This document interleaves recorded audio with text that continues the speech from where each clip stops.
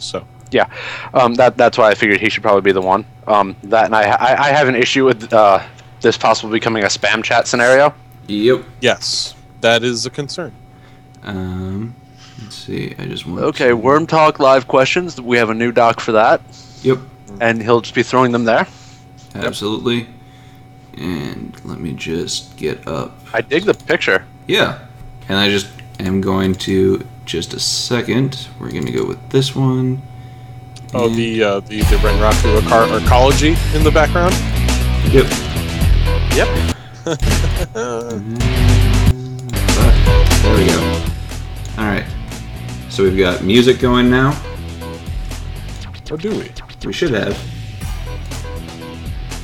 Okay, so here we go. Let's get those links out there. Yep. I will throw up a link in ShadowNET. Keeper, if you want to handle the chats, because I'm open walking around and batting a cat away from my internet.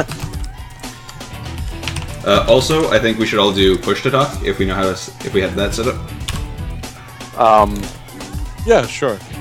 I mean, I'm on a headset. I'm not too worried about it. Okay. I am also, but I'll. Well, also background noise, right? Yeah, that's the thing. Yep. Another wonderful. I think I'll just go with mute unless I'm called for something. But part of this is to be have a bit of that back and forth. Yes. Oh yeah, definitely. So we'll play it by ear. If we need to switch over, I guess if we need to switch over to push to talk or muting, which is why I was kind of trying to figure out also how we're going to do it. Because like, you know, Stu, you want to take this one. Keeper, you're up. Yep. You know, stuff like that. Sort of splitting it up, doing it like round table style. All right. Yeah. So where's the fucking flare button? There it is. I love me some flare. Flare for the flare gods. All right. It's flared up. We have a link. Posted it in OOC if we're ready to go up. Council needs one, and I'd throw it up in GM as well, because some people pay more attention to one than the other. I have a message that I can put out as soon as you tell me it's live.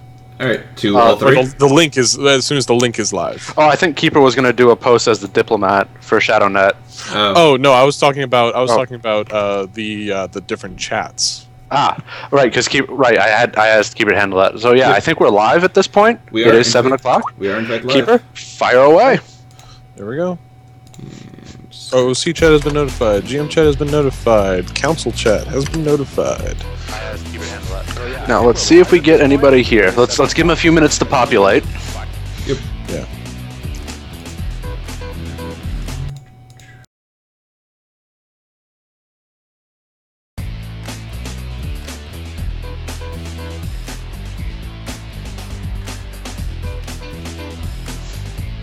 And Twitch links. Because some people aren't just going to pop over to the net.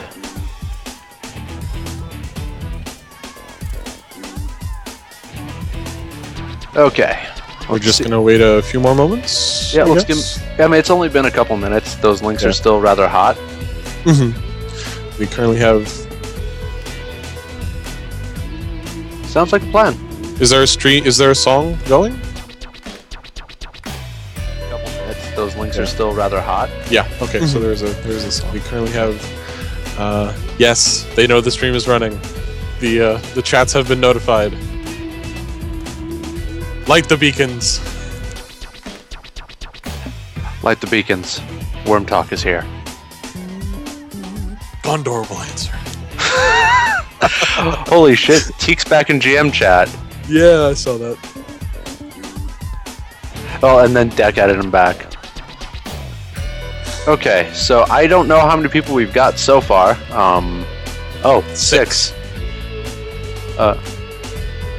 Alright.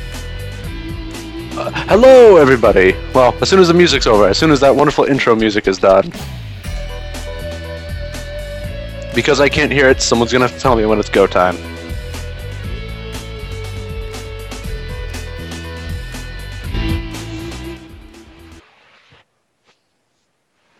Welcome to Wyrm Talks. I Yeah, well, I am Keeper, your ShadowNet diplomat, and joining me this evening is our Metaplot head, Cephas Demos. Say hello. And we also have our head of media, Redgrave. Hello.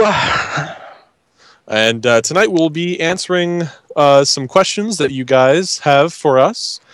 We had a thread with pre-prepared questions that we will be answering all stream long. And if you have any questions that come up, you can ask them in the chat. I would, however, ask that I would just ask that you guys please ask questions pertaining to either media or Metaplot in the chat. CFS, if you would, apparently Yep. you are muted, and also the stream needs a bit of a new name. Just looked up to see that. Yep, I fixed it. Yeah, Oh, this- and I have the update. I just had not updated. Hold on. Bring. You can go ahead and ask out of character questions. I mean, if Yep. you have an in character question, I guess we could try. I mean, answering if that. you want to message a legend or two, this would probably be the place to do it. Yeah. Not that you speaking have an of- ego at all. Can everyone be heard now? Let's ask the stream. Can you guys hear Cephas and Redgrave? I believe everyone should be able to hear me now because it's registering. Okay, so well, yes. If you guys heard, we do have legends. I suppose that would be a great way to introduce yourselves. So Redgrave, who would you who would the community most know you as? What sort of characters do you play here? That's a tough question. Yeah. I play Last Call, the combat medic, the street samurai, the one who walks into bad situations. And on occasion, when the mood so strikes me, or else he's in the hospital, I play Glowworm, the techno with a chip on his shoulder. All right. And we also have Cephas. You've got some, I guess, well-known characters. Maybe you should introduce. Yes, so at the moment I play Primarch, who is the worst father on ShadowNet. I also have Sting, who is an emotionally scarred street samurai, and Akalon, the net's first pixie. So what I'm hearing is we have the world's worst father and the world's worst boyfriend in the same chat. Yep. Wonderful. So maybe don't ask in character questions. That might not go well for you. Okay. So we'll, I guess, move on to some of our pre-prepared questions, and we'll see how this goes. So our first question we'll tackle is about disguise kits. So the question was, and this is from the thread on Shadow Network, how do you properly get the 0 to 4 dice that you can potentially get from a disguise kit to form a disguise? Is it an extended check, or is the toolkit simply assumed to be a rating for device? Keeper, you want to tackle this one? Well, the answer is in the skills chapter under disguises, and it says to consult the building. I'm sorry, what were they called? Cephas, the building and something or other. The build repair rules? table on 146. Build repair table. The reference to using disguise being on 136. Right. I believe you had actually been the one to look up the building and repair tools paragraph, Cephas. Yes, so the actual answer was make an extended test using your disguise skill without the extra dice from the kit, and you can take up to a maximum of 4 dice. So after you have 4 hits on that extended test, you stop. Okay. And then you can just use your disguise check as normal with the additional 4 dice from your constructed disguise. Yes, and in chat we have our rules head, Greg, who will hopefully be around to offer some clarifications. Yep. We have a number of people in our Twitch chat who will be able to assist us as we move forward with the night. Okay, so we'll tackle the next question, which is when and how often is it appropriate to use items such as bug scanners, tag erasers, jammers, both directional and area, or white noise generators? And the answer is, if you're doing it right, practically all the time. If you're not being paranoid, you're not actually playing Shadowrun. Bug scanners. First off, are you going somewhere you don't entirely trust? Is your meeting room possibly one where you're going to be planning your daring heist against a Ares weapons research facility? Are you sure that it's private? Bug scanners are the way to go. Mm-hmm. As far as tag erasers, you're definitely going to want to run your tag eraser over practically anything that you did not physically come by over your normal avenues. So if you didn't get it from your fixer, you probably want to tag erase it. Your Johnson gives you some MacGuffin that he wants you to take somewhere and keep with you at all times. Maybe don't tag erase it in case that's going to screw up something, but it's definitely worth... Be aware. Are you kidnapping someone or stealing something? A tag erase, people. I do believe someone found this out the hard way not too long ago, but if you are stealing something, or someone, as it were, always assume there are some tracking chips on it, as they only cost about 10 new yen. Also, yeah, they're dirt cheap, and they will get you every time. Also, if you're on a meet and your Johnson offers you food, scan and tag erase the food. Or just don't eat it. It's kind of considered rude to start pulling out wands at the dinner table. But it's been an issue before. Speaking of meats, that is an excellent time to break out your white noise generator, and I don't think anyone would object who has been around the block once or twice to a Shadowrunner stopping negotiations until a white noise generator is put on the table. Or under the table, because, the needle does not approve of things being put on tables. But that's just me. But yeah, essentially, if you feel you're being paranoid, you have just started to scratch the world that is Shadowrun. Yeah. And then the last topic would be a jammer, and that is a kind of a double-edged sword. So a jammer can keep you out of the loop, so to speak, but it can also indicate where, if somebody is looking for where something is not, Somebody brought this up earlier, and it sounded much better. I believe it was Cephas, if he wants to tackle this. This is about jammers? Yep. The jammer, about seeing what is not there. Yeah.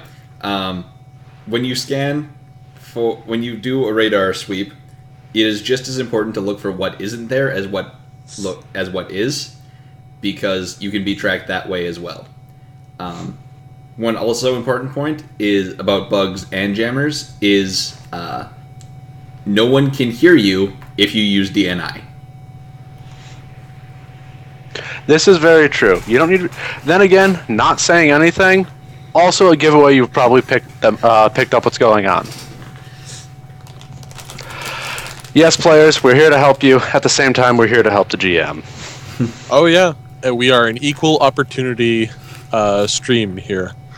So speaking of helping both the GM and the players, let's tackle sin scanners. We got the question asking, how do sin scanners work? And the answer is that we've actually just had a clarification in our handy ShadowNET rules and clarifications document, which our rules department has worked diligently on.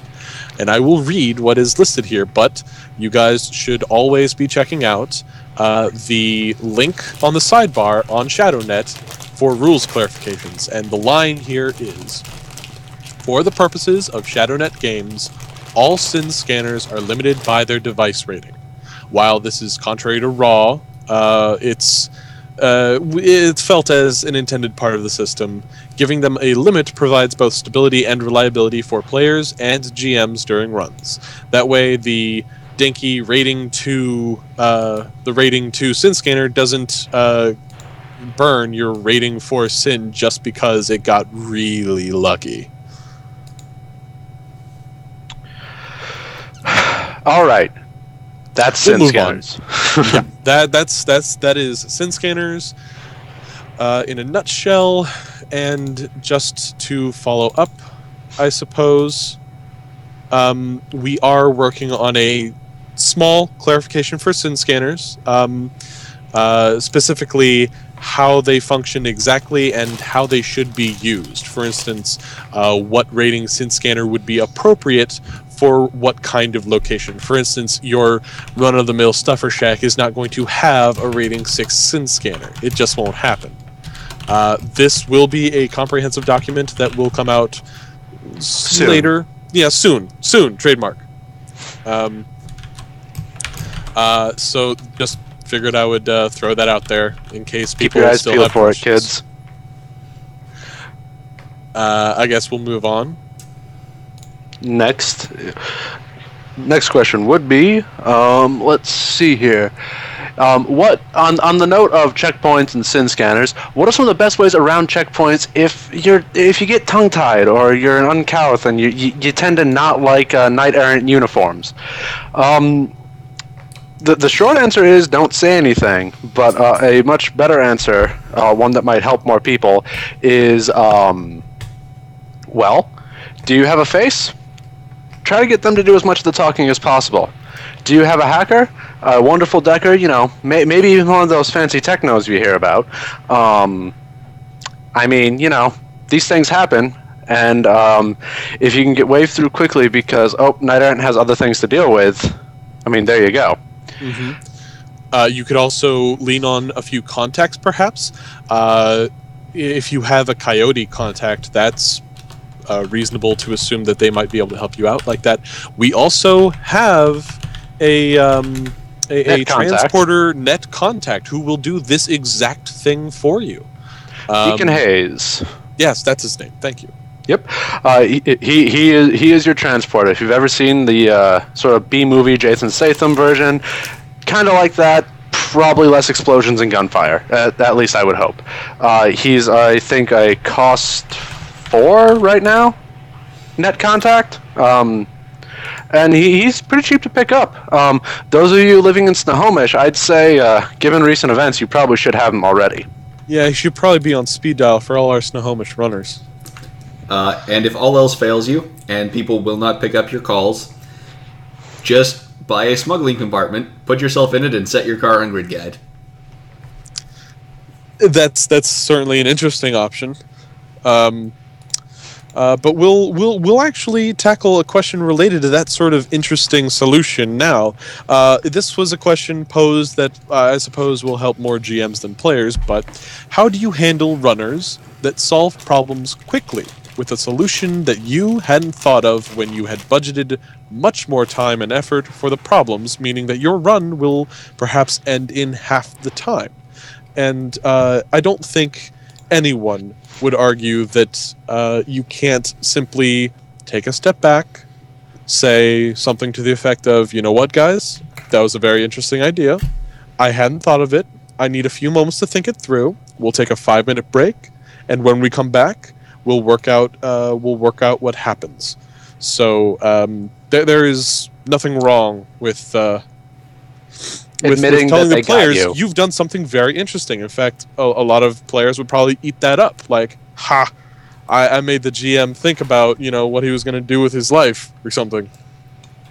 That being said, this tabletop games in general is a very improv heavy setting, perhaps, and I believe one of the guidelines for improv is not to say just flat out no, but to say yes and. So don't just flat out deny the runners because they had an interesting idea and came up with something you didn't think about. Instead say, okay, yes, but I'll need a few moments to think, and then work out what happens next. And, you know, take a walk, clear your head, grab a glass of water, and try and figure out a way forward. You guys have anything else to say on the topic?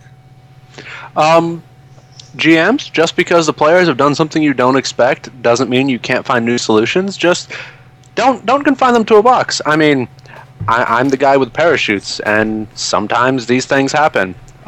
Strong wind, is wonderful in that circumstance. Someone's got a parachute. Winds are strong today. Watch what happens. But don't crush creativity, because that's why people hire Shadowrunners, is to do stupid things they don't want to do themselves. Cephas? Any comments from you? I mean, if all else fails, you could throw a rock at them, but probably don't do that in the middle of the sprawl. All right. So next one: notoriety, street cred, and public awareness. Who do these traits mean anything to, and when are they affecting your interaction with a PC or an NPC? Keeper? Okay, so street cred, notoriety, and public awareness are all very serious aspects of your character's development, and street cred is, to make very general, broad strokes, street cred is dealing with other people in the ShadowNET community as far as positive influence goes. Notoriety is the same sort of aspect as far as negative connotations go. So, for instance, you pulled off a run practically single-handed, saving your fellow runners and the job from certain defeat. That is probably worthy of some street cred, and people are going to talk about it in a positive light. However, in the same stroke, if you are uncouth, either with or without the the quality, or if you complete the objective by killing a cop, or maybe the Johnson just looks at you funny, or is one of those filthy keebs, and you draw on him, I mean, reputations aren't always good. That being said, notoriety isn't the worst thing in the world. Some people believe it's better to be feared than liked. So yeah, that's notoriety in a nutshell. Doing things like pissing off the Johnson, walking out of the mission after you've already accepted it, those sorts of things will generally make runners look twice at you when they see you at a meet, and will make certain Johnsons or even fixers think twice about sending you a job. The last one is public awareness, and that is probably the most dangerous for a runner to accrue. Public awareness being essentially how well known you are outside the Shadow community. So being well known, having lots of street cred or notoriety inside of the Shadow community, not that big of a deal. It's when you start being known by Joe Everyman, select law enforcement officers, or potentially all the way up to you being a household name on like some Horizon reality show. That is when you run into significant trouble doing practically anything as a runner. Yeah, you don't want merchandise with your face on it if you're doing a run. Yeah. Having enough public awareness is almost a automatic, well, I guess you're retiring soon. I mean, a little bit of public awareness lets you go, do you know who I am? True. A lot of public awareness means you're going to be investing in a disguised kit, or possibly undergoing some minor surgery to deal with that. I mean, some runners love it. I would love to see a player who had a character that dealt with being, sprawl famous well. I mean, not to say no one around here does it, but I want to see a character built around that. And I worry what I've just said and what I've done. Just a positive quality that isn't. Yeah, and just to be clear, we're not talking about, one or two public awareness, meaning that people already know about you.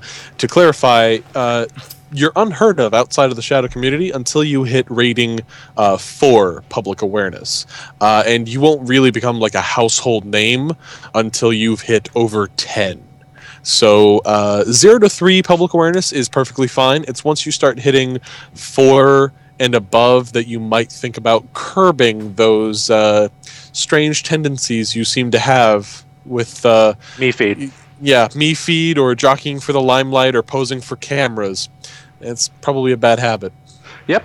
Failing that, we have a wonderful lawyer contact that does wonders for your public image. Yes. And for not getting you arrested. Yeah.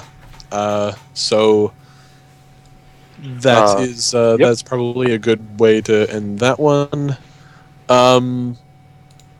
So how we'll move on to a question mostly for Cephas. So when does story-to-story plot become this nebulous thing we call meta plot? So the short answer to that is when you want it to be. The long answer to that is if you see your plot as affecting the city as a whole, and you want some recognition of that through State of Seattle or through just something from your runs carrying over to other people's runs, you can send me a message at shadownet.metaplot@gmail.com, and we can talk about possible consequences or what you want to happen in Seattle. Or if you want to throw something in State of Seattle, then you can just message me. Apparently, Cephas, you're coming in a little quiet, according to our chat. Hold on. It's Skype fucking with my microphone. Yay, Skip. Alright.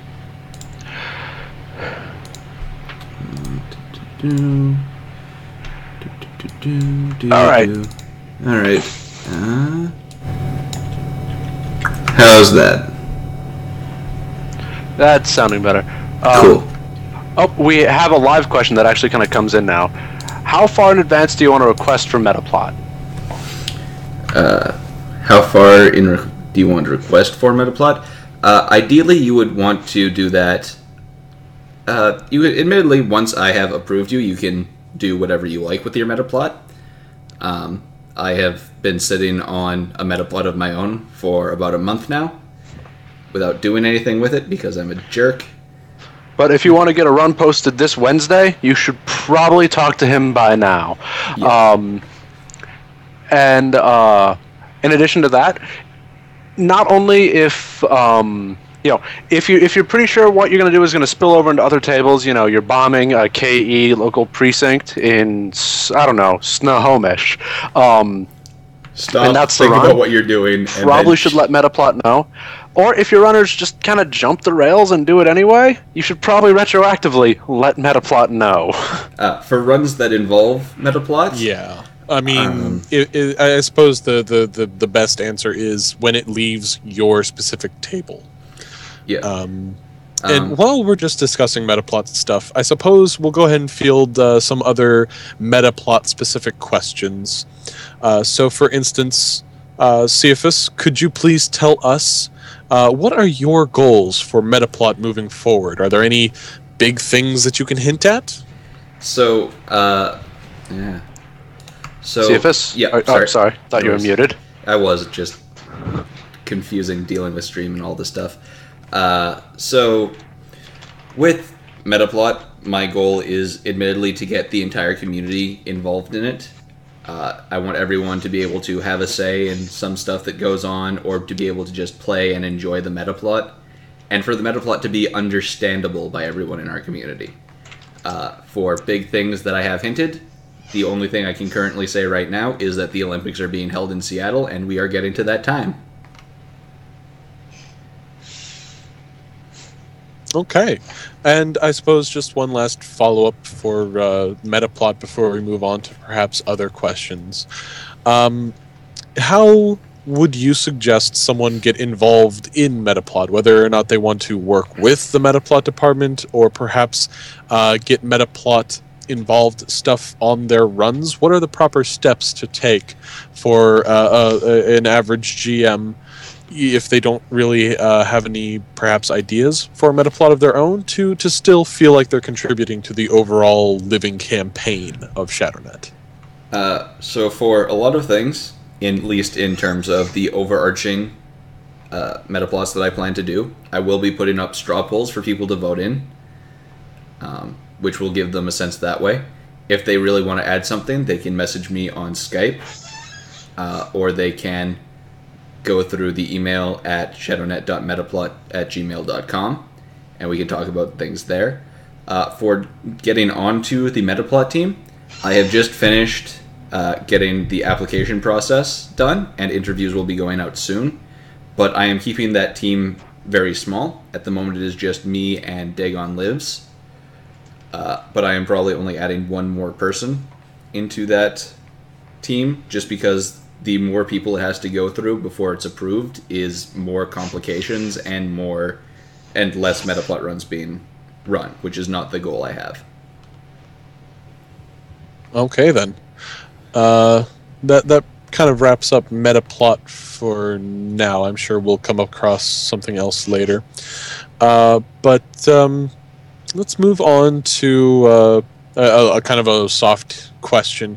So who do I talk to if all the mods are scary? Well, the first thing that I have to say is if you think all of the mods are scary, I would really hope that you don't find our cuddly Coco-in-Chief investigator Benny scary. He's a really nice, approachable, gentle guy. I mean, it's right there in his name. But if you do feel that you're shy, reserved, or you feel that you don't want to bother the leadership or any of the mods with your problem, then maybe find a person that you do feel comfortable talking to, maybe another player or a GM that you trust, and see if they will advocate for you. At least to get the ball rolling. Perhaps sit in on the first call that you have with someone that you need to talk to, if you need to talk to somebody. We're really not scary people. That's sort of the purpose of the Wyrm Talks here, is to sort of introduce you guys as the community to your leadership, to the people that you have, to the people that are helping and trying to make this living community possible. So, I mean, it's really there's a whole bunch of people that you could potentially talk to, and I would hope that you don't find them all so scary. But yeah. Anyone else? No, I think that pretty much covers it. I mean, if you feel like our moderating council is intimidating, you always have Senate and the diplomat, our wonderful keeper here. If you're referring to the entire ruling body of ShadowNET, including the council and Senate, I would find someone who you trust to at least help you get the ball rolling. I can understand being intimidated and not wanting to bug those who are keeping the ship from sinking, but honestly, guys, we do this so we all have a place to play, and if you feel something's not being met, come talk to us. Even if it's just to tell us we're doing an all right job, it's a nice feeling. Yes, we always appreciate being told we're doing a good job. So we'll move on to something a bit more hardball. So this is mainly a GM question. The question was, how do you build a good team for a run? Is it just skills? Does player personality and player to GM compatibility play a part in selecting your team? And I suppose the answer is yes, all of the above. Skills are perhaps a great way to start looking at the applicants to your run, but skills alone will not determine what that character or player is like in your run. So for instance, you might feel that you need someone who has the capacity to hack, but just because somebody has a few ranks in hacking doesn't mean they are a decker. I actually encountered a run like this once. Yes. I believe you have a story. A long time ago, back on the Runner Hub, there was this really awesome run. We were raiding a Bunraku parlor.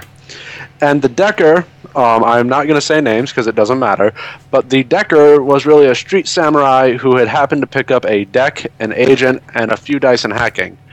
What it meant is what the GM had seen at a glance. They just saw hacking, cyberdeck, agent. Yep, everything looks good, send them in. In reality, that run turned into a real tooth puller.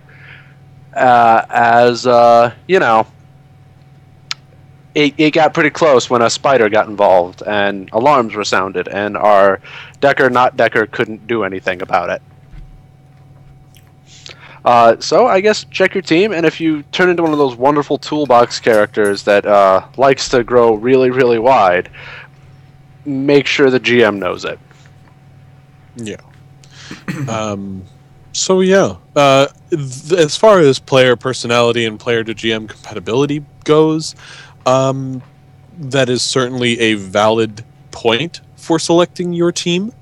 You may not know what a player is like, or know what your GM is like if you're applying to the run, until you've been on a few runs with them, and for all you know, for instance, you take one player on a run and his character is uncouth and plays it very well, and you select him for a different character on a different run, and that character is sweet as pie. It'll take a few runs at least to get a handle on a player's personality and whether or not you gel with another player. And that's essentially to say that if you're a new if you see a new player, you shouldn't simply discount them out of hand just because you don't know what they're like. Though one of the things is there are other venues we have where people are checking on behavior, and first impressions matter. Yep. If you have not walked into a run yet, and be aware of OOC chat. I mean, everyone's there, and I get a lot of first impressions off of there. Yeah, and that sort of plays into another question that we got, which we'll field now, I suppose, saying, essentially, what do I do when I can't seem to get picked for runs with a particular character, and I can't make them better until I get to run and dump some karma or nuyen into them? And this is the age-old paradox of you need the experience to get the job, but you need the job to get the experience. People have been dealing with this since time immemorial, and what John was saying about making a good first impression definitely contributes to this answer. Even before you get into your first run, if you're in OOC chat, or even as far back as first application to Chargen with a character, you should be aware of what sort of impression you're giving to the rest of the community, and you should trust that you're going to be given the benefit of the doubt at least, with regard to being selected for a run. Yeah.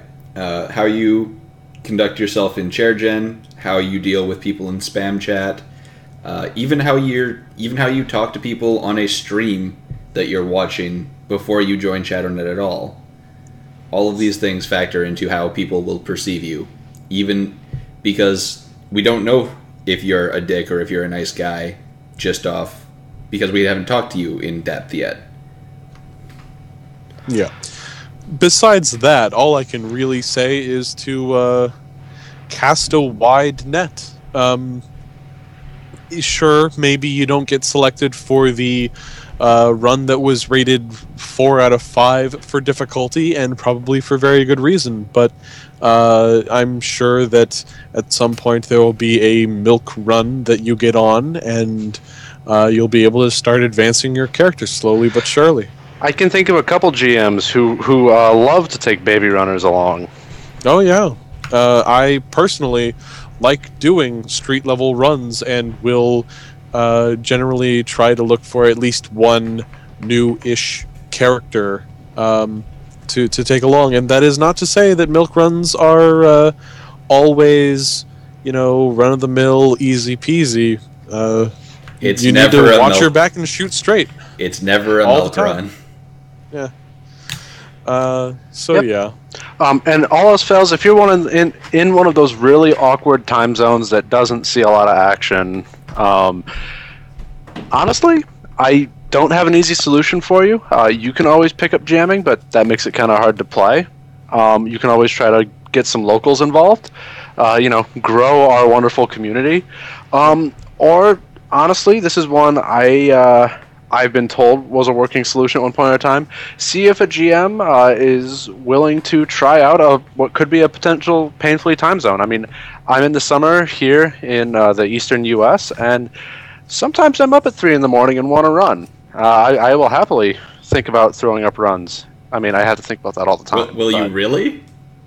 I've thought about it, okay? I'm doing some solos, and maybe one day you'll see a Redgrave run, and then Benny will have to be called in. I'm a terrible person. Anyway, next one. Yeah, we'll go back to a pretty softball question for the next one. Somebody asked, what is this magical social modifier table I hear so much about, but I've never actually looked in detail? I can read. Okay, so the social modifier table is on page 140 or page 475 in the back of the core rulebook. It covers literally everything that might come into play. Well, almost everything that might come into play for social interactions. So you've got just general interactions in case something general modifiers in case something doesn't fall under the 5 other sections that facing or social interactions fall under, and the general stuff is things like the NPC's attitude towards the character, be it friendly or hostile or just neutral. They've got things for whether or not the character is intoxicated, or if the subject has a romantic attraction to the character, or if there is a spell on the character, like control thoughts or emotions. There are, of course, modifiers for the 5 facing categories: con, etiquette, intimidation, leadership, and negotiation, and they can be applied as appropriate to the situation. But the page numbers to keep in mind are 140 and 475 in the core rulebook, and if you haven't looked at it, you really should. Though, just as a quick point of reference, do not try and negotiate someone after making them high on Nova Coke. It's a bad idea, because that does give +1 charisma. Or do if you want to play on hard mode. Heck, try negotiating with someone on Kamikaze. That's just a way to get yourself punched to death. Yeah, it's not really going to happen then. So we'll continue on this sort of lowball streak that we have, and we'll answer what are the average thresholds for various skills. So if you want to actually know the specific skills, you should really read the skills chapter in the core book. But for general purpose things, if you're a GM and need to come up on the fly with how difficult something should be that isn't covered by that, the general rule is an easy difficulty is a threshold 1. Like, literally, your grandma could do this. Something that's average should be 2, like, it's not that hard. Something that is hard should be a threshold 4. Something that is very hard should be threshold 6. And if something is extremely hard, like practically impossible, well, not practically impossible, but extremely hard, the threshold should be anywhere from 8 to 10. And after considering limits as well as average dice pool results, actually getting a threshold 10 is something that is quite impressive. It would probably be something that would be talked about. Probably something that would be to be a almost like a game changer in the run. Almost that's the kind of extreme difficulty that you might come across. But as far as specific thresholds for specific skills go, you would have to reference that particular section of the skills chapter to figure out what you're needing specifically. There is a question that is related to this right now. Extended tests. How do thresholds for that work? Then you can set much higher thresholds. But the thing to remember about extended tests is that each test takes time. Yeah. So, for an extended test, yeah. If it's not a already clarified point in the rules, it's really up to GM's interpretation, and it really depends on how difficult or how long you want the check to take. So, for instance, setting the limit at 10 for an extended test, not as hard as a 10 in a normal skill check. All right, and one question that we actually got earlier that we sort of missed. Can you edge a sin scanner? The short of it is no, as technically the player is not rolling anything. Your sin or the licenses therein are the threshold the scanner has to hit. So while the GM could technically have the scanner re-roll misses, that's kind of an incredibly dick move. Just wanting to touch that one, make sure no question goes unanswered. Yeah. There's really no interaction that a player would have with a sin scanner that they could use edge for. There's no test the runner is performing. Unless you're hacking it, but then you have other problems. Well, yeah, that's an entirely different thing. The as far as the NPC rolling the scanner, that is, as we said before, a kind of a dick move on the part of the GM. Okay, so next question. Okay.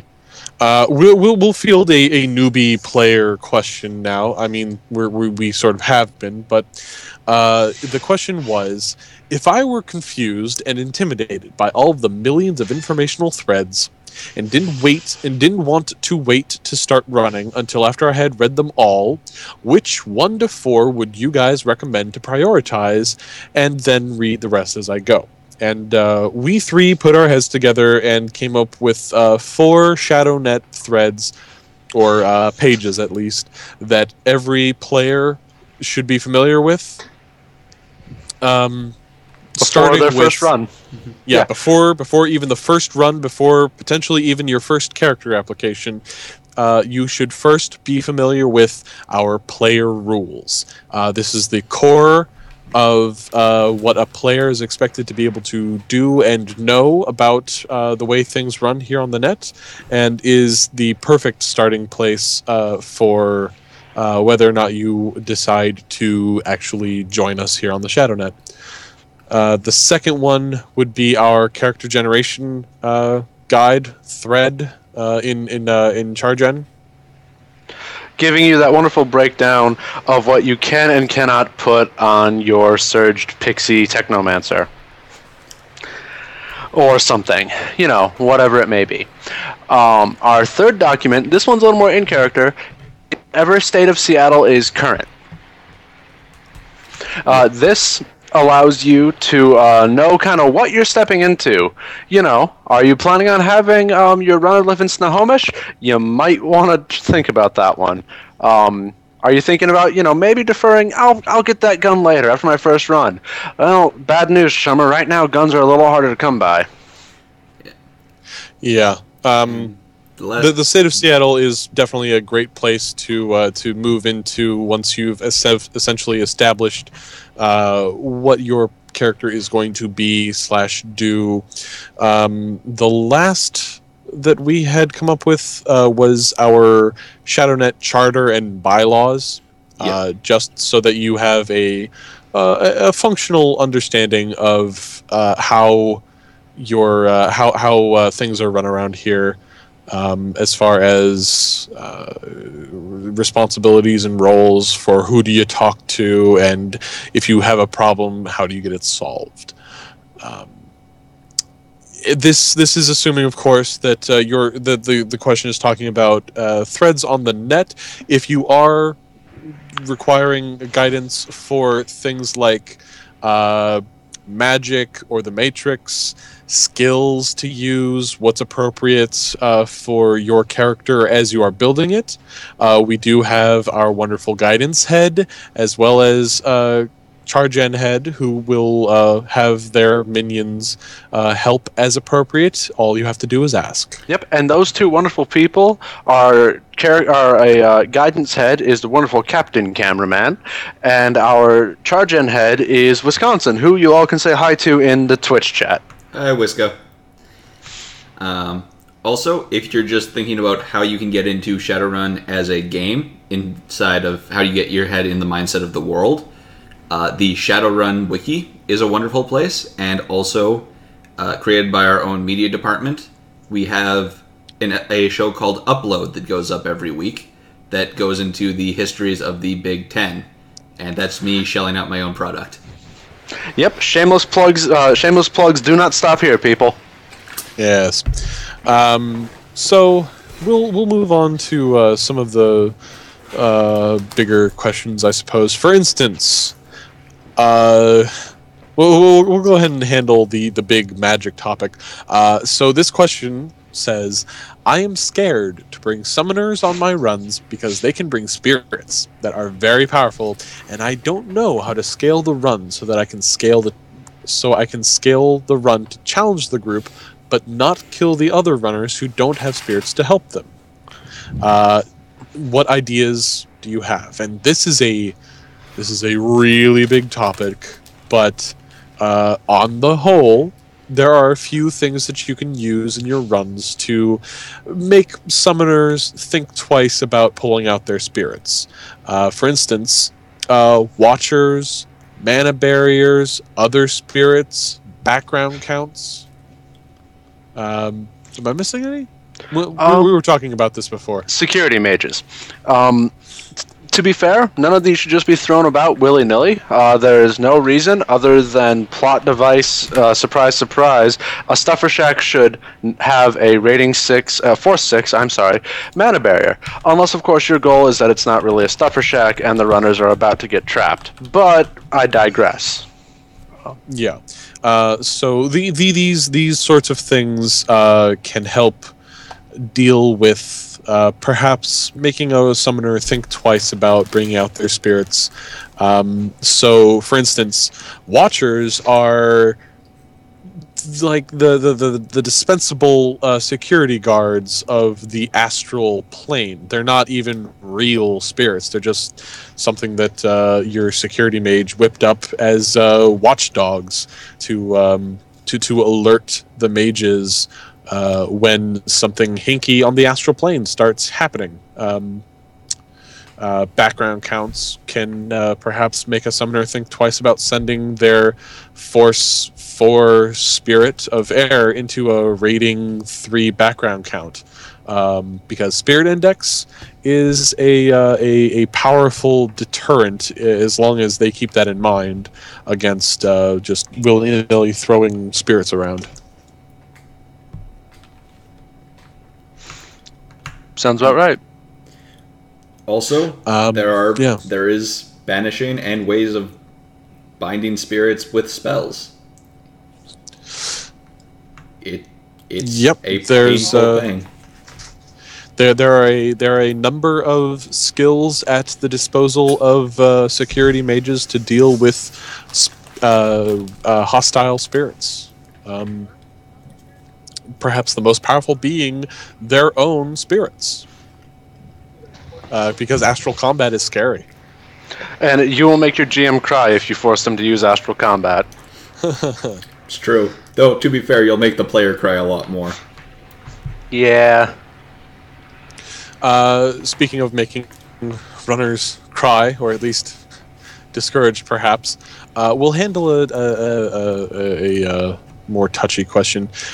So the question was, what would you best recommend for a runner who feels their role is being usurped in the run by a toolbox, essentially a character who can do the job technically, but throws less dice.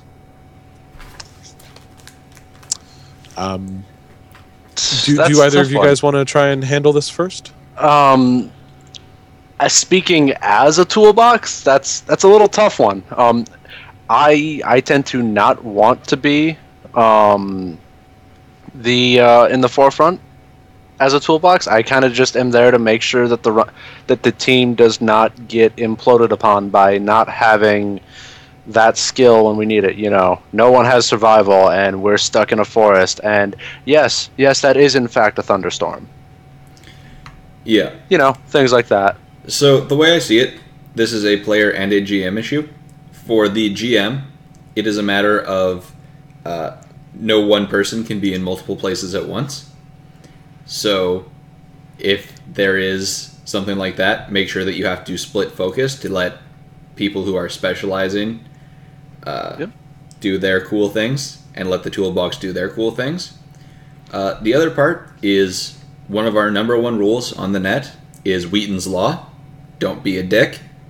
So even if you are the toolbox who can do everything, maybe let people who are more specialized do their cool things too.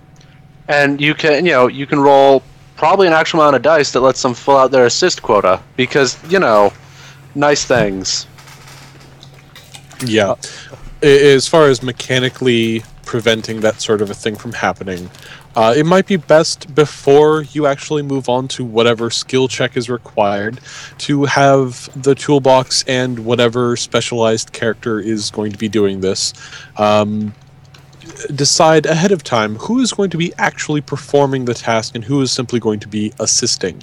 And in that case, 9 times out of 10, the toolbox and the specialized person are going to look at their dice pools, say that, for instance, if this was a facing situation, the charisma 8 elf who throws 21 dice in fast talking con is probably a better choice to lead the encounter rather than the toolbox character who throws 12. That doesn't mean that the toolbox can't help.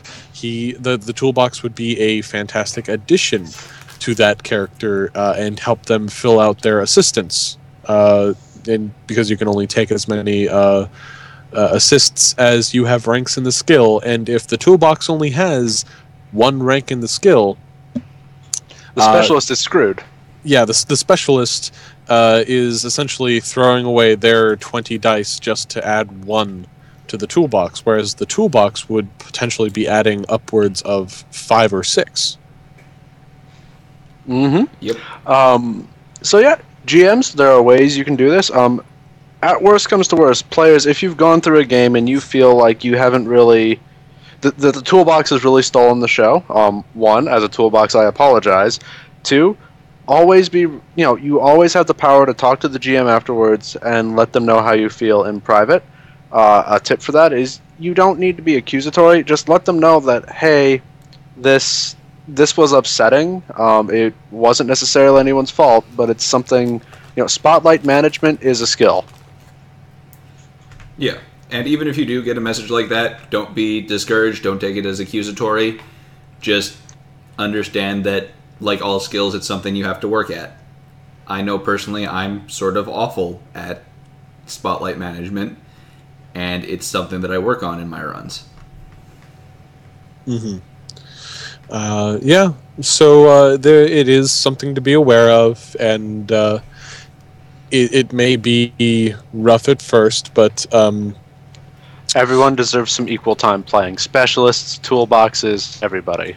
Right, which is to say everyone deserves an equal opportunity at the table to feel like they're contributing. So just because the specialist can throw upwards of 20 dice at a problem doesn't mean that they should simply say to the person attempting to assist, no, I've got this. You stay back there and twiddle your thumbs. That is just as bad because the toolbox is essentially a specialist for specialists. Yeah. And you run into the same sort of problem with the reverse. So it's something to be aware of and to work on. Yeah. Lady Erd also brings up a really good point of Roll20 has this wonderful feature called /me, where you can start role-playing in the side chat.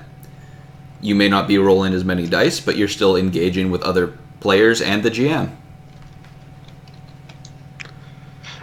Okay. So we'll handle another question. I believe this is kind of in the same sort of vein. How do you handle in-character behavior when it reflects out-of-character biases? And the short answer to this is communication. The longer answer will determine what kind of communication you need to use, whether that's directly to the player, saying, hey, just want to make sure that this is actually coming from your character, not simply because you have some beef with me. There are a number of avenues available to you if you feel that this is occurring, not the least of which is, as we mentioned before, our Coco-in-Chief, Benny.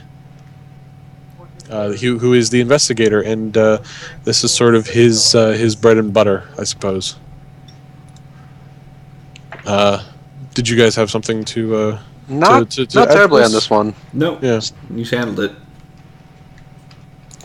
Yeah, it's a serious thing that might happen, and the key is to not overreact, to approach the situation calmly, and with an open mind. The character or player may not really even be aware that their bias is creeping in to their in-character behavior. It may just be how that character is. It should not be an assumption that you jump to readily. Yep. I think that pretty much covers it. Yeah, I think that pretty much covers that. So I think we've covered all the questions on the first page. Yay! First page done. Hooray. Getting there, people. It's only 8 o'clock. Sorry. We did miss one. It was all the way back with sin scanners. Do the licenses on a sin need to be the same rating, or can some be higher or lower? And while the answer is technically yes, they could be a different rating. You should be reminded that when the skin scanner checks your sin, most likely they are going to be checking licenses as well. Some places, like the Stuffer Shack down the street, is not going to bother checking your firearms license. They're just going to say, "Do you even have a sin? Yes, great. Give us your money."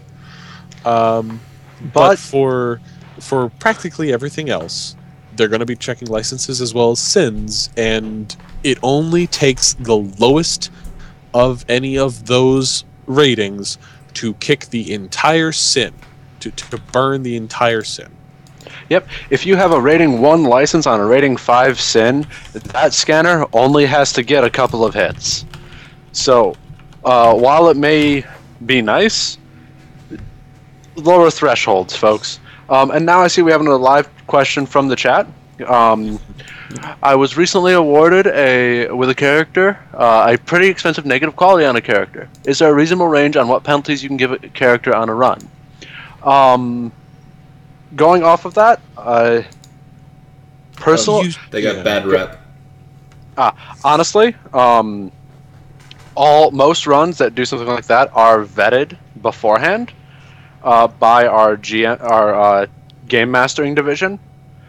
I do believe they do have a range on what you can offer, but at the same time, sometimes bad things do happen. I'm not justifying or defending what happened, but does someone else want to step in here? I feel like I'm running in circles. Yeah. So the negative quality, first you have to wonder if it is appropriate for the situation. So if you were in a Faraday cage 10 floors under the street by yourself with one other person, and you did something that earned you bad rep and nobody made it out of that bunker in the basement except for you, maybe not. Maybe bad rep is not appropriate there. Maybe something more like flashbacks or big regret. it's mostly a question of what is most appropriate. If you have a dispute, as is coming up in the chat, there is a system in place. Yep. You do have recourse as a player to question the level of fallout from that kind of an action. But of course, we would urge you to first think of a reason why this is not warranted. So, for instance, killing a Johnson is a very good way of getting bad rep. In most opinions, if you, however, do feel like you were set up for this situation or possibly baited into it, and you at least want to make sure someone knows about it, you can always talk to the current head of GMing, Dagon. If you feel like this was a targeted personal thing, I would strongly advise you to go talk to Gentle Benny, our wonderful investigator, our Coco-in-Chief. And really remember that you always have agency, and that while you may have to advocate for yourself, we are all here to play a game, not to try to rain on anyone's day. Yeah, we're all trying to have fun here and keep things fair. So if you think that something was unfairly attributed to you, you do have there is a system in place that we hope can handle this sort of this sort of situation. Yeah, Wheaton's Law does in fact apply to GMs as well, not just players. From what I gather, the bad rep was given after someone killed a J after a run, which would, in fact, I would say, justify bad rep, because that gets out there. Yeah. So I hope that sort of answers the question, Shiel. But we will move on to some of our other questions, and these are more appropriate for our guests. So, Cephas, Redgrave. What do we actually do around here? Pretty much. So, for instance, we will start with Metaplots, and we'll move on to media. So,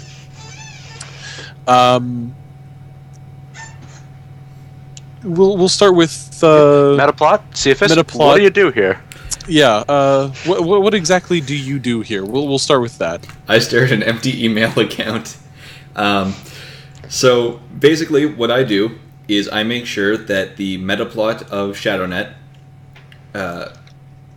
is sort of maintained along with the canon metaplot that is being slowly put out by Catalyst, but also that we can go off in our own directions. People come to me when they want to do something cool that will possibly affect Seattle in positive or negative ways, and I also write up the States of Seattle, which is where I do bad things to you which you can't do anything but accept. Or, run runs to try to fix the problem. Bombings in Snohomish? I don't know. Go bomb Tacoma. I mean, that's my solution. Or stop bombing stuff. No, that one doesn't seem like it's going to fit. I'm going to let the chat handle that question. We did just get what is ShadowNet. The short of it is a living community Shadowrun game. Chat, take it away. Back on topic. Go, Jed, go. Go, chat. I choose you. Okay, so a question that came up about Metaplot. If I do have a Metaplot approved, do I have to run them all of myself, or can I have other people run parts of my Metaplot as well? You can absolutely have other people run your metaplot. The metaplots that are currently going on, in fact, have several GMs working on them. The only thing I ask is that you keep me updated, possibly with just a quick, hey, this is going on here over Skype, or through an email at shadownet.metaplot@gmail.com, or just writing up a full AAR, which you currently get 2 more GMP for.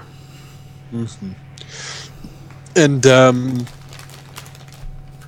another question was that there was apparently a rumor floating around that the state of Seattle might become some sort of a radio show. Is this true? I know you host Upload, and I suppose that might be where this rumor was born. Well, I didn't have any plans for it directly, though certainly if people want to hear about that, I can work with some of the people on the wonderful media team and work towards making State of Seattle a radio show.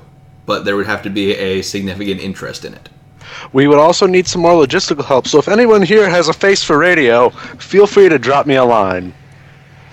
And with that, I suppose we should shift focus to our other guest, media head Redgrave. So please give us a little bit of an introduction to what you do as part of media. Media is perhaps very forward-facing, but I'm guessing not a lot of people know what happens on the backside of media. The short of it is I'm sort of the J. Jonah Jameson of this place. No, I'm not yelling at people to get me Spider-Man. I'm yelling at people to get me Shadowrunners. While I do not do a lot of writing myself due to being a workaholic, I head up our wonderful writer team, generally yelling at them and whipping them into shape to get out X amount of stories a week, generally just enough to give us a post. From the AARs that you people write about the things you go through here on the net. We try to stick to accuracy as best we can, so the more you guys put in your AARs, the more we have to work with. And the more AARs there are, the more stories we have potential to do. That being said, if in addition to all that, I also head up our audio team, which currently consists of one person, CFS here, running Upload. If you guys want to do an audio show, come talk to me, really. I was hoping to have a lot more by this point in the net's history. And I also sort of oversee our streamers, although that's more of a disorganized mess than an official thing. But, you know, if you guys need help streaming or more of how to improve your streaming quality, you know, make things better, be more engaging, get more viewers, I'm your guy. Wonderful. That's a pretty great summation. So we do have a few questions for media, and the first one, and probably most relevant, now that you've given your spiel, is I'm not really looking to commit to a job in media, but I don't mind contributing on occasion. Is there a way to do that? Yes, actually. If you want to, just fire off stories, but don't want to be labeled with being yelled at by J. Jonah Jameson II. You can actually drop a line to myself, CFS Damos here, or Poncho, as I call him, because I find his Reddit username to be unpronounceable. But you can drop a line. Whatever. I'm bad with words, folks. You can drop a line to any of us with a story, and depending on the quality of the story, anywhere from outline and prompt will net you 2 GMP to fully fleshed out and formatted story will net you a whopping 4 GMP. And yes, you can do this every week. Wonderful. So another question for media. How do I get some of my... Well, I suppose these two questions are sort of similar, and you've already sort of addressed them. The questions were, how do I get some of my fun adventures into the media, and if I have ideas for media, but I am not ready to put them in a forum or something, can I message you to talk about them, and if so, through which media? Okay, my preferred method of being gotten a hold of is Skype, as Reddit messages sometimes are a little delayed. You can always bother me or any of my wonderful writers if you need help getting a story fleshed out and put up. That would count at the very least as helping with a prompt if you're helping a writer write something you went through, or if you're getting a writer to just transcribe for you. I am willing to dispense more GMP for that. I do understand some people have a tough time sitting down and writing due to various issues. We work with everything, and there's never enough story, is the short of it. Mm-hmm. The other question about how do I get some of my fun adventures into the media, that also was followed up with how do I get some of my fun adventures into the state of Seattle, and I'm pretty sure the answer to that is do something amazing, I guess. Well, it's either do something amazing or do something horrible. like we kept bringing up, bombings in Snohomish keep getting brought up in state of Seattle. People blowing up cops tends to get in state of Seattle. But I would certainly not be opposed to people doing good things and letting good things happen in Seattle, because we're getting to the point where it might just be more valuable to the corpse to Bug City us. Now, let's not get started on that. Don't make jokes kind we of have an to live up extreme to. reaction. And you making jokes about turning Seattle into Bug City is it's not comforting. I have nothing planned. Shifty eyes. 2 notes. Most of our leaders do prefer to be contacted on Skype, so you have a question for rules, investigation, character guidance, metaplot, or really any of us. We're all on Skype. We all make sure we are very, very easily accessible. Otherwise, we wouldn't be very good at our jobs. Right. So, long and the short of it is, Skype is probably your best bet for getting a hold of whoever it is you need to get a hold of. We will field a rules question of sorts. This question was, can you transfer items from one character to another? For example, if a character wants to give another character a gift or a thank you for aid rendered. Jesus. And the answer is no. We do not allow player economy, so if you have drugs that another character needs or wants because they're an addict, I guess, it is not acceptable for you to upcharge or discount drugs for that player. And it doesn't have to be drugs. It could be anything. I mean, there are some extenuating circumstances to this. If you guys are under fire from that wonderful ganger hit squad that you just didn't see coming, and your chummers run out of ammo, and you've got a mag of the ammo that fits their gun, yes, you can throw it to them. At least that's my understanding of things. So long as you don't demand Nguyen for it afterwards. And it doesn't become a regular thing. That's right. Emergency cases. Yeah. As we're certainly not going to say that because you have the appropriate counter to whatever poison was put into your fellow runner's veins over the course of whatever combat, that by no way means that you should not apply antivenom. What we're trying to discourage here is a player economy. It's really it's not a good thing to indulge once it begins. So for the most part, no discounts, no upcharges. It's perfectly fine for an exchange to occur if they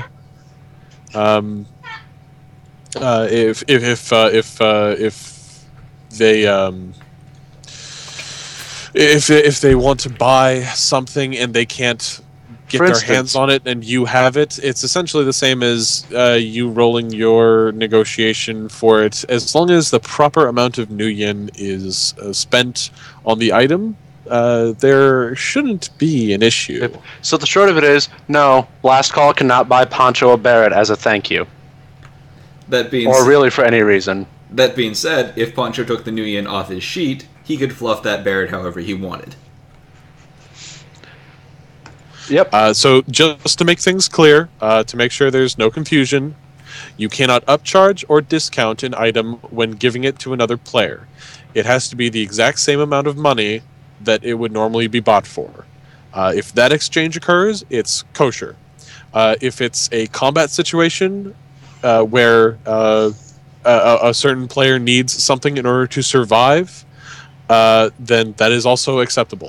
But discounting or upcharging another player for something that they would like, no.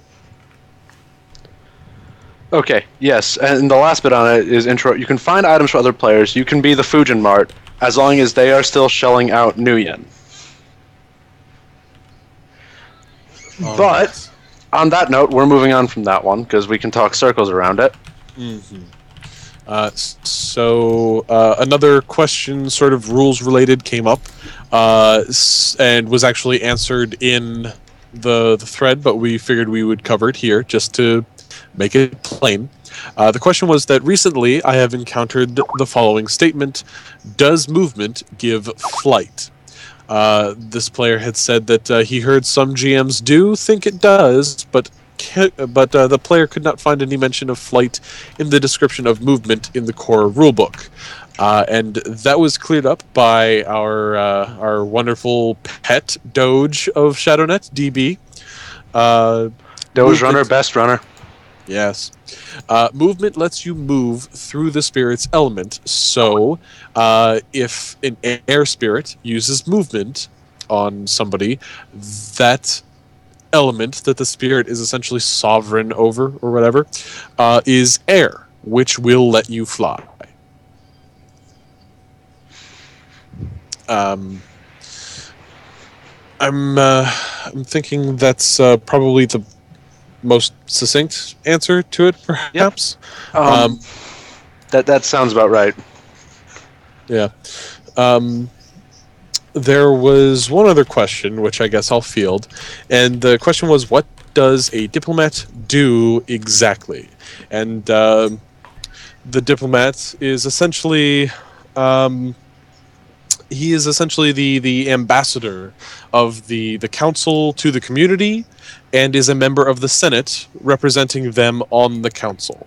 I am essentially the guy who the community can come with issues for the council, or just ShadowNet in general, and I also hold these state of the net addresses essentially via Twitch, which is what we're doing tonight, helping you, the community, get to know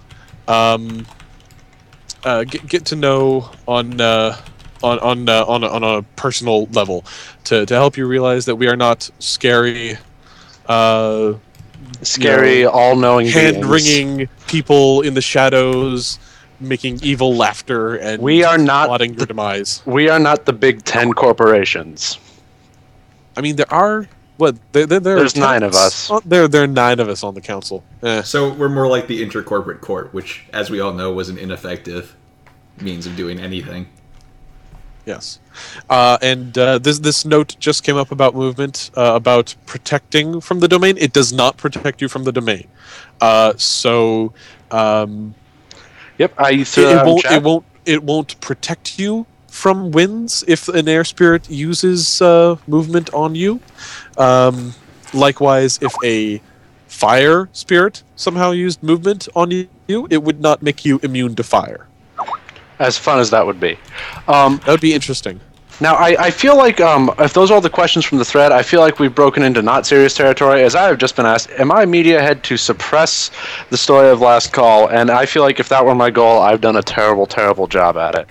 Well, we do have one last hard-hitting question from the thread that really needs to be addressed, and that is, what are your favorite ice cream flavors? I think I'm going to make this a running question on Wyrm Talks. Every council member who comes on here is going to have to answer what their favorite ice cream flavor is. You're going to have to face up to the public who wants to know, what is your favorite flavors of ice cream?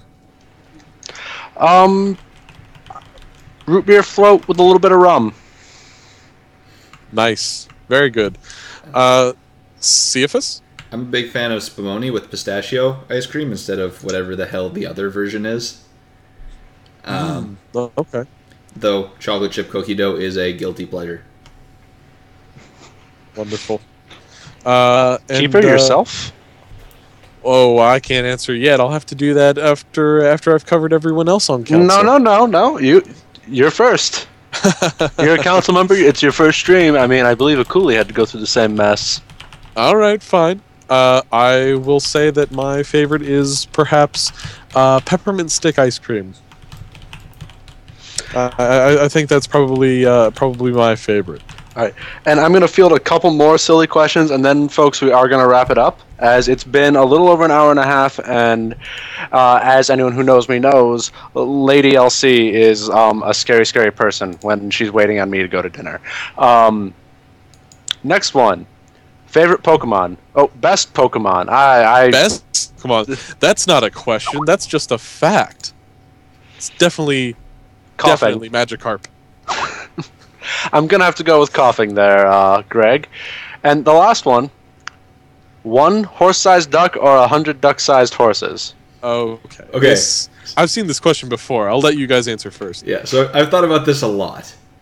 And what you need to do is you need to fight the 100 duck-sized horses and just bring a shotgun to that fight. Because spread is a thing. Yep.